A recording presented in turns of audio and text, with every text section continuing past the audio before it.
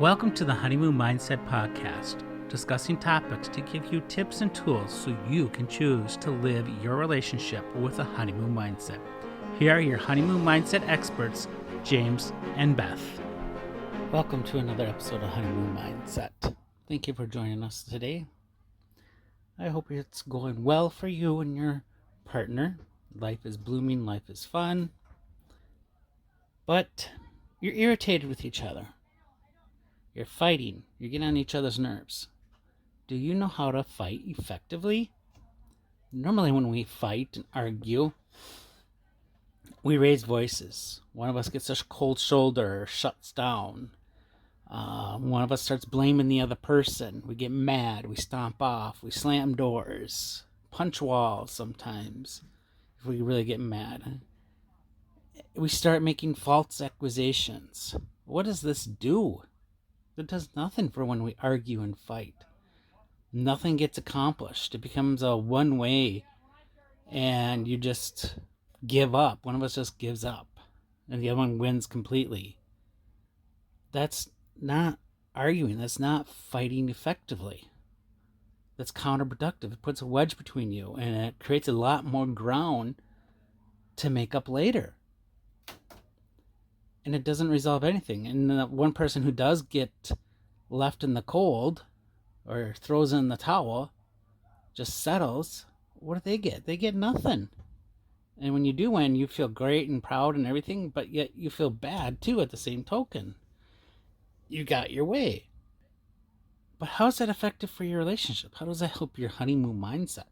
It doesn't. It hurts it. We need to learn how to fight effectively and argue effectively. I guess argue and fight are they're different. Fighting's more intense, more vicious. Arguing is just bickering back and forth. Usually comes to a resolve. Fight usually ends with somebody walking away or leaving. So fighting is more intense than arguing. Arguing usually has resolution to it of some sort. Both of them, nobody usually is happy. But how do you fight effectively? Do you know how? It's something that it's taken a while. For me, I know when Beth and I get into an argument and she's mad at me, she likes to shut down. I feel like she's just shoving it underneath the rug and letting it go away. Or don't want to talk to me, doesn't like me, doesn't care about it, doesn't want to deal with it.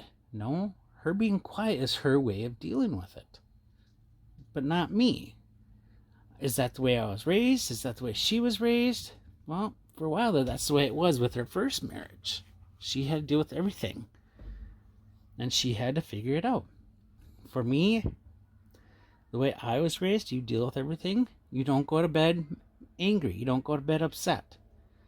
Yeah, there's a lot of truth to that. But sometimes it's okay to go to bed angry, especially if it's late at night and you need a time to cool off. Both of you. Doesn't mean you need to sleep in separate areas or separate rooms of the house. Just go to bed quietly and sleep in the same bed. That's all you have to do. It can be annoying. It will be. I know there's times Beth and I get mad at each other and it's like cold. But is that really what you want? No. So here's some tips on how to fight effectively. 1, take a time out before. Give yourselves each 5-10 minutes to stop and think about why you're mad. If you have to, write it down. Write down your points of why you're upset. Don't accuse you. It's because you do this. No. When you write down your feelings, when you talk about it, use I feel. When you leave the fridge out, I feel like you don't care. When they hurt your feelings, when you did this, it made me feel this way. You're talking about the action. You're not talking about the person. You're not accusing the person. You want to talk about the action or the behavior that's affecting you. Right now, Beth and I are both critiquing each other when we talk and how we come across. And I'll say, and we both will say to each other, when you say it this way, this is how I receive it. And lately Beth's response is, well, that's not how I meant it. You're putting your own meaning. But I remind her, it's like, no, I understand that's my meaning, but this is how I'm hearing it from you in this tone and in this context of how you're saying it. This is what I hear. So that she can pay attention to it. And then she does the same thing. Holy cow, James, you came across so angry and pissed off. It's like, I wasn't angry. I wasn't pissed off. I was just talking. I'm sorry. Thank you. That way I know when I say stuff or when I just said what I just said, I can look back and say, okay, I don't need to do that, or figure out what's going on in that time. The other thing why you want to take a break from each other is it lowers your adrenaline. When you start arguing and fighting, your adrenaline shoots up. You're ready to fight. Your amygdala in your brain is ready to fight or flee. And when it's ready to do that, it's ready to go. And go now. That's your adrenaline talking. But when you take time, it gives that time, that adrenaline and cortisol in your body to calm down. So you become more rational. You can think more clearly.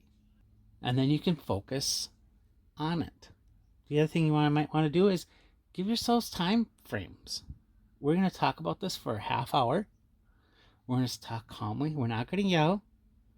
You're setting up ground rules for how to fight, how to have this discussion. Not fight, I want to say discussion. And when you do that, both of you know it's not going to escalate. And once one of these spikes starts to peak, okay, we take a 1 minute timeout. Go off, think, cool, sit in silence. You can cool your brain and then talk about it. The other some people do is they record the conversation because, well, you said, no, I did not. Well, let's play it back. Recording it makes you more aware of what you're saying because you're recording the conversation. And maybe you keep it for a month or two, especially if somebody promises, okay, I won't do that, I promise. Help remind me. And when you do remind them, do it very patiently, compassionately. Now, oh, you said this and now you're breaking your promise. No, they're trying to make a change. To make a change takes time and commitment. They're willing to change for you. They want to change for you. So therefore, you need to be patient, loving, and caring, and help them. And ask them how they're going to do it. Ask them how you can help them so that you can make the changes with them and for them. Or not for them, but they can make the changes for you. It's hard and it's going to work. Always also, when you're done, talk about what you're grateful for that person. I'm grateful for this. I'm grateful for you when you do this. That way you got that in there. You're going to hear a lot of negative, a lot of stuff that's going to be disheartening at times and hurtful. But when you put the grateful in, you're adding that touch of love and care and compassion of why that person, why your partner, I should say, is important to you. And when you do that, they know that you do care. It's not just one episode. Because a lot of times when we argue and fight, we're so focused on that one thing, we can't branch out to look at anything else. And when we put that gratitude in there and that thankfulness for your partner, what an amazing way of adding that in there and to broaden that argument and that fight. And not just let it be about that one issue. You look at other issues in it. So instead of always looking at the negative, add positives in there. Gratitude. And don't forget, hug. Give each other kisses. I know it is hard. You may not feel like it. But to get that positive cortisol going, that affection going, is going to help melt that anger and frustration that you have towards each other a whole lot faster and be more effective. And soon you'll forget what you're arguing about. When you argue and fight, Keep it positive. So the tips are: take a break. Give yourselves time limit when you argue. Write down the points you want to make. And just don't write down accusations. Write down I feel statements. It's how you feel about their action or about their behavior, not your partner or your partner. Set up rules before groundwork, before you start arguing. Maybe it's just an ongoing list. But write that down. So both of you sit down. When we get into argument, here's what we're going to do and how. Next, when you reach those blind points, take a time out to cool down, cool off. Add gratitude and thankfulness into your conversations, because you don't want to be focused always on the negative. And finally, you got to add affection in there, because this is somebody you love and care about. You may not at the moment, you may really hate them, be upset with them, and frustrate them, but giving each other a hug and even a quick little peck, a little kiss, means a lot to each other and starts the endorphins to create the positive cortisol that you need to help lower that adrenaline, lower the amygdala even more, and calm it and say, okay, these are the tips on how to fight effectively and argue effectively. And when you do, your arguments will be shorter. You'll be more concrete in the outcomes. And when there is an outcome, you help each other grow. You're going to be patient with each other. And you're going to help each other grow the way they want to for you and for each other. If you know somebody's going through a hard time right now, please share this podcast episode with them. And show them Passionate Life Mentors on Facebook, on Instagram.